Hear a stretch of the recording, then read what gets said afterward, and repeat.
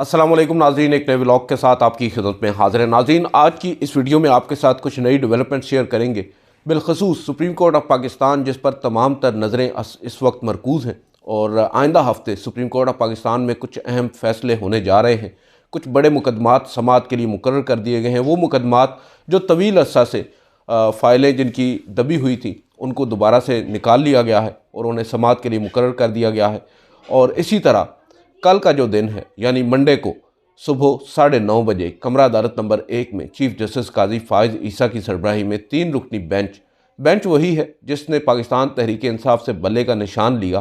तहम अब ये इम्कान ज़ाहिर किया जा रहा है और बहुत से लोग ये तवक्को ज़ाहिर कर रहे हैं कि चीफ जस्टिस ऑफ पाकिस्तान कल एक बड़ा रिलीफ देने जा रहे हैं, बिलखसूस उन सहाफ़ियों को जिन्हें FIA ने नोटिस जारी किए हैं। इसके ऊपर हम 2 मुख्तलिफ़ वीडियोज़ में तफसीलात आपके साथ शेयर कर चुके हैं। आज का जो मुद्दा है वो कुछ और है, उसके ऊपर बात करेंगे, मगर इससे पहले हम इस इशू को थोड़ा सा आपके साथ जो डेवलपिंग स्टोरी है वो आपके साथ शेयर कर दें। जो हमारी बात हुई है उन लोगों से जिनकी कल मुलाकात हुई है चीफ जस्टिस काजी फ़ाइज़ ईसा से, वो ये बता रहे हैं कि कल जब एक एलामिया मुश्तरका तौर पर सुप्रीम कोर्ट प्रेस एसोसिएशन और Islamabad high court reporters association ने जारी किया, जिसमें FIA के नोटिस की न सिर्फ मजम्मत की गई बल्कि मुतालबा किया गया कि इनको विड्रॉ किया जाए, उस पर चीफ जस्टिस के चैम्बर से एक हमारे दोस्त हैं, उनको कॉल मौसूल हुई और उन्हें कहा गया कि आप फौरी तौर पर चैम्बर में आकर चीफ जस्टिस से मिलें। वो उनके साथ आप कह सकते हैं कुल 3 लोग थे। एक थे इमरान वसीम साहब, एक अकील अफजल और एक फ़याज़ महमूद। ये तीनों लोग गए चैम्बर में चीफ जस्टिस के पास। इनकी मुलाकात 2 मिनट की थी और 2 मिनट की मुलाकात का मकसद ये नहीं है कि मुलाकात लाहासिल थी। गुफ्तगू जो हुई है वो काफ़ी कंक्रीट हुई है। चीफ जस्टिस ने कहा है कि मैं एक मुकदमा लगा रहा हूँ, समाअत के लिए मुकर्रर कर रहा हूँ। वो मुकदमा जो 2000 गालिबन 20 का है या 21 का, जब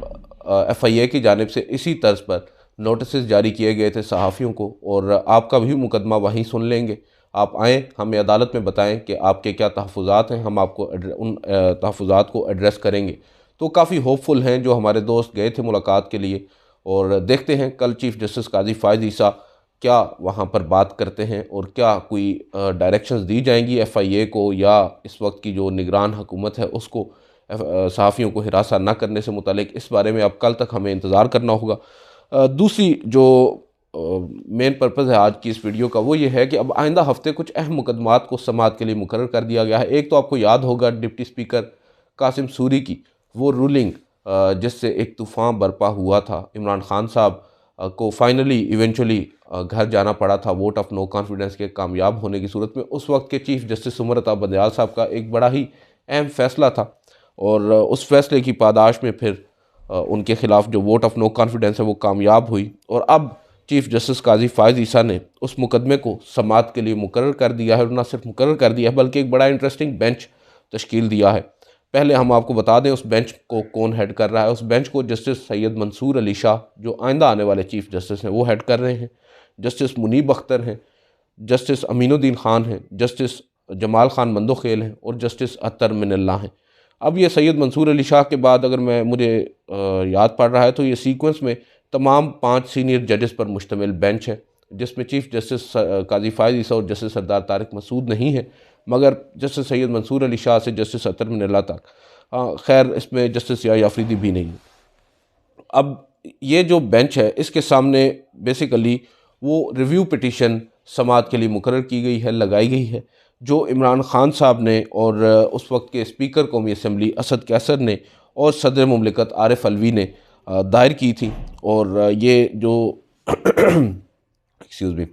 जो रिव्यू पिटीशन है 133 नंबर, ये इमरान खान साहब ने दायर की थी, और 134 नंबर जो रिव्यू पिटीशन है वो असद कैसर साहब एक्स स्पीकर नेशनल असम्बली, और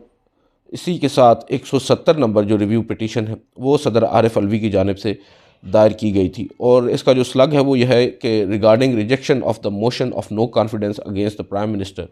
उस वक्त के इमरान खान साहब।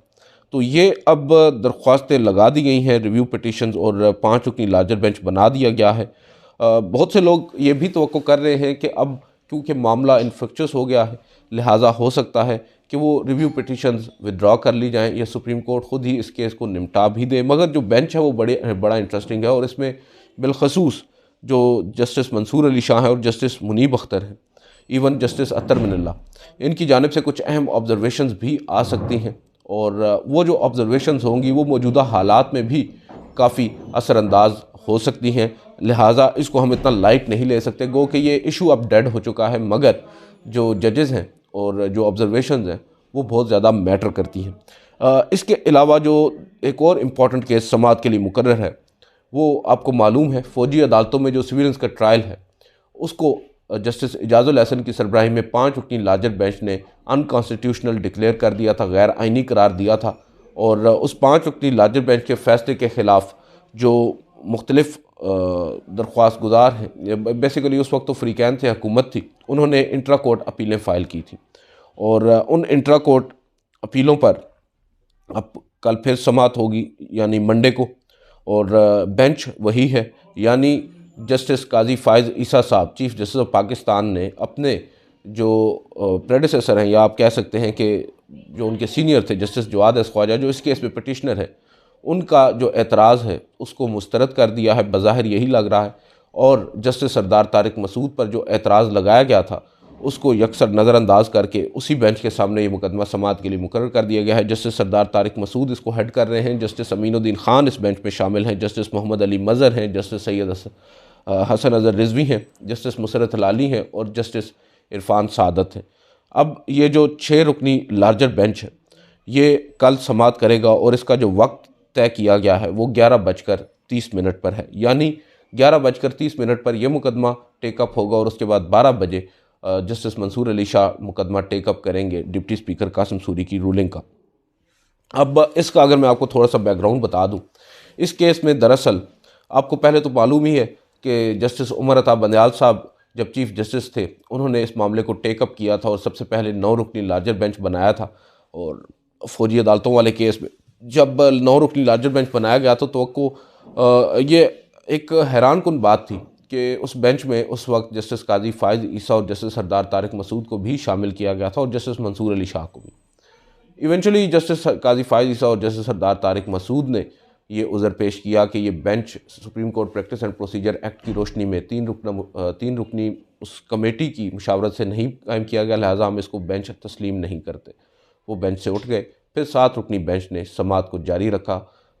2-3 समाअतों के बाद जस्टिस मंसूर अली शाह पर हुकूमत ने एतराज़ कर दिया कि वन ऑफ द पटिशनर्स जो हैं वो उनके रिलेटिव हैं, यानी जस्टिस जवाद एस ख्वाजा, लिहाजा उन्हें ये केस नहीं सुनना चाहिए और जस्टिस मंसूर अली शाह भी बेंच से अलग हो गए। फिर बचे 6 जजेस। जस्टिस उमर अता बंदयाल की सरबराही में 6 रुकनी लार्जर बेंच ने इस केस को सुना और तवील अरसा तक सुनने के बावजूद जस्टिस उमर अता बंदयाल इस केस को कंक्लूड ना कर सके, गो कि इन लेंथ इस पर प्रोसीडिंग्स हो चुकी थी। बहुत से लोग कहते हैं, तनकीद का निशाना भी बनाते हैं जस्टिस उमर अता बंदयाल को कि शायद वो चाहते नहीं थे इस केस को डिसाइड करना और जो पावरफुल लोग हैं उनको नाराज़ नहीं करना चाहते थे। ये अलमिया है। बहरहाल जैसे ही जस्टिस उमर अता बंदयाल रिटायर हुए कुछ अर्सा के बाद जस्टिस काजी फ़ाइज़ ईसा ने, जब supreme court practice and procedure act decide हो गया, उसके बाद उसी 5 रुकनी लार्जर बेंच के सामने उस केस को समाअत के लिए मुकर्रर कर दिया। और अब वो 5 रुकनी लार्जर बेंच इस वजह से था क्योंकि उमर अता बंदयाल साहब रिटायरमेंट उनकी हो गई थी। जस्टिस एजाजुल एहसन हेड कर रहे थे और जब पहली समाअत हुई उस पहली समाअत पर ही तकरीबन 1 घंटे के अंदर अंदर उन्होंने ना सिर्फ फ़ैसला महफूज कर लिया बल्कि 20-25 मिनट के बाद एक मुख्तसर फ़ैसला अनाउंस भी कर दिया और फ़ौजी अदालतों में सिविलियंस के ट्रायल को गैर आइनी डिक्लेयर कर दिया। और जो मुख्तलिफ सेक्शंस हैं, सेक्शन 2D1-2 और इस तरह की 2 सेक्शन हैं पाकिस्तान आर्मी एक्ट की, उनको भी अल्ट्रा वायरी यानी आइन से मुतसादम करार दिया। अब उसके ऊपर डिटेल रीजनिंग भी आ चुकी है। मसला ये है कि चीफ़ जस्टिस काजी फ़ाइज़ ईसा के सामने जब ये इंट्रा कोर्ट अपीलें आईं और चीफ़ जस्टिस ही नहीं बल्कि 3 रुकनी कमेटी अब डिसाइड करती है कि कौन सा बेंच बनेगा। उस 3 रुकनी कमेटी में जब ये इंट्रा कोर्ट अपीलें दायर की गई हुकूमत की जानिब से, चीफ़ जस्टिस काजी फ़ाइज़ ईसा थे, जस्टिस सरदार तारिक मसूद थे और जस्टिस एजाजुल एहसन थे। जस्टिस एजाजुल एहसन ने अपने एक ख़त लिखा, उसके जवाब में काजी फ़ाइज़ ईसा साहब ने एक ख़त लिखा और फिर उसके जवाब में एक और ख़त जस्टिस एजाजुल एहसन ने लिखा और सवाल उठाया कि जब हमारे दरमियान ये बात तय पा गई थी कि एक लार्जर बेंच बनाया जाएगा और सुप्रीम कोर्ट के तमाम सीनियर जजेस पर मुश्तमिल लार्जर बेंच बनाया जाएगा, तो फिर क्यों कर ये 6 रुकनी लार्जर बेंच बनाया गया। और मुझे कहा गया था कि कम से कम 7 रुकनी लार्जर बेंच होगा, जबकि जो डिसाइड कमेटी ने किया था वो 7 रुकनी लार्जर बेंच का किया था, जबकि जो बेंच इन एग्जिस्टेंस काम कर रहा है वो 6 रुकनी लार्जर बेंच है। उस पर जस्टिस इजाज़ुल हसन ने काफ़ी अपना एतराज़ और एहतजाज रिकॉर्ड करवाया। बहरहाल बेसूद और फिर ये मुकदमा टेकअप हुआ। जैसे ही मुकदमा टेकअप हुआ, जैसे सरदार तारिक मसूद पर जवाद एस ख्वाजा साहब के जो वकील हैं और दीगर वकला ने एतराज़ उठाया, एतजाज़ हसन समेत, और कहा कि आपको ये मुकदमा नहीं सुनना चाहिए, आपको रिक्यूज़ कर जाना चाहिए। और इसकी एक बुनियादी वजह मैं आपको याद दिला दूँ। जब जस्टिस उमर रज़ा बंदयाल ने इन द फर्स्ट प्लेस इस मुकदमे को समाअत के लिए मुकर्रर किया था और जस्टिस काजी फ़ायज़ ईसा और जस्टिस सरदार तारिक मसूद को इस बेंच में शामिल किया था, जस्टिस सरदार तारिक मसूद ने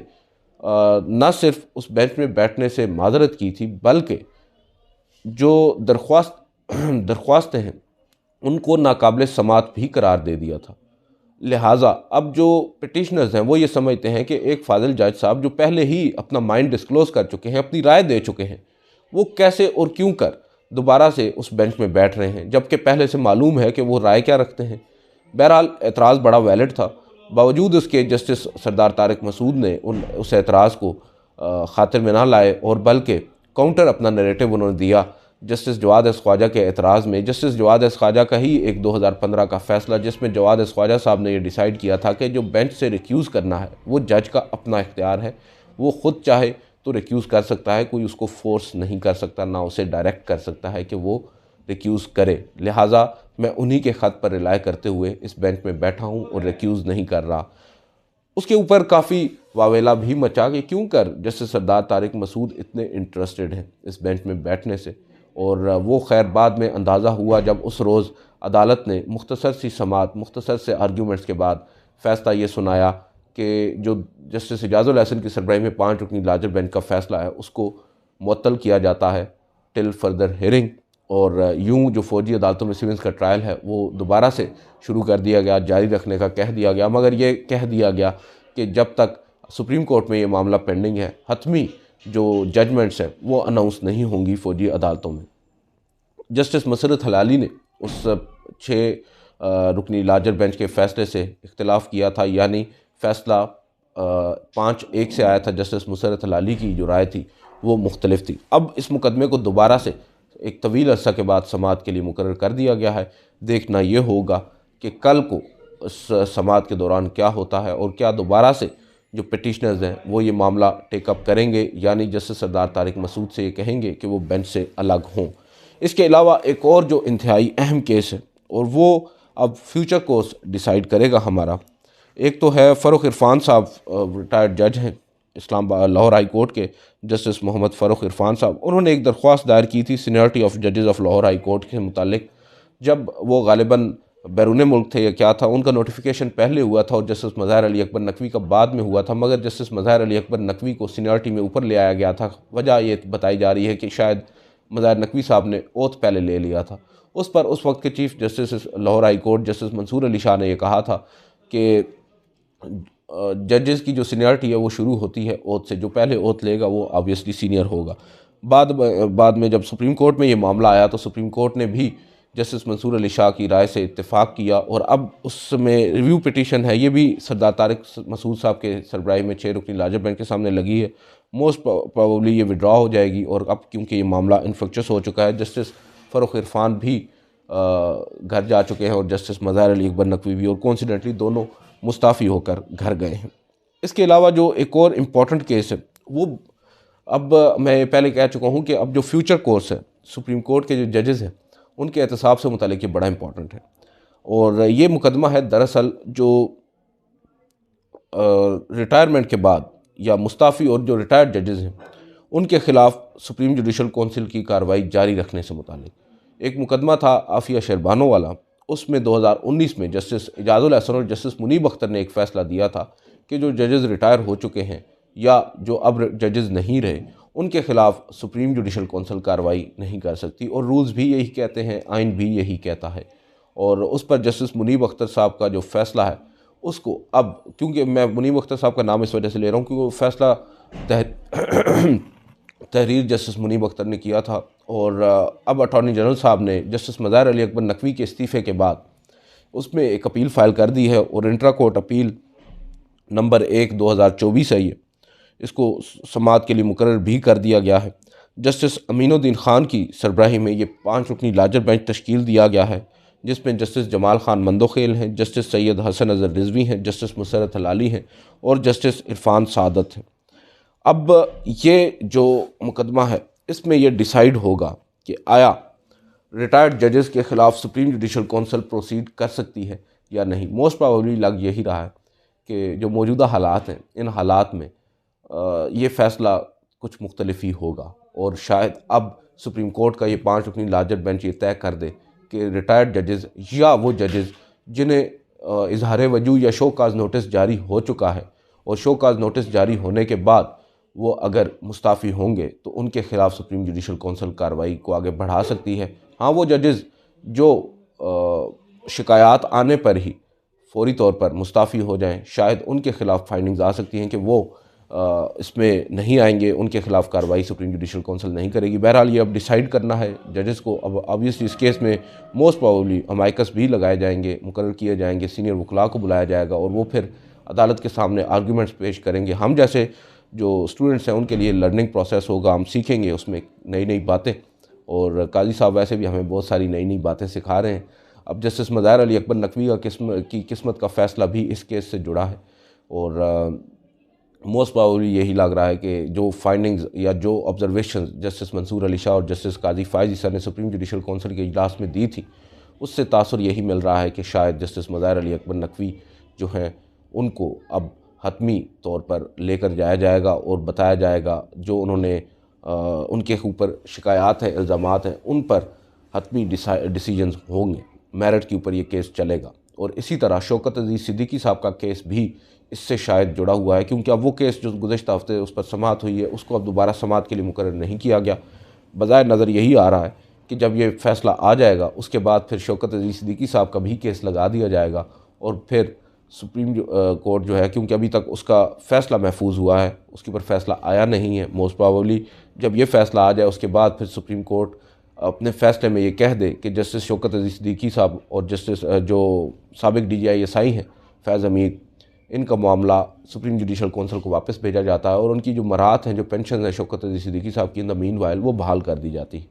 और जब ये दोबारा मामला सुप्रीम जुडिशल कौंसिल में जाएगा तो फिर वहाँ पर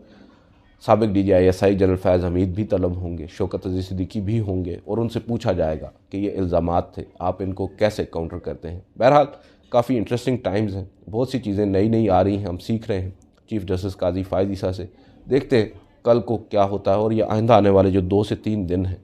ये बहुत ज़्यादा इम्पॉर्टेंट है, कम से कम हमारे लिए। आज की इस वीडियो से इतना ही, इजाज़त दीजिए, अल्लाह हाफ़िज़।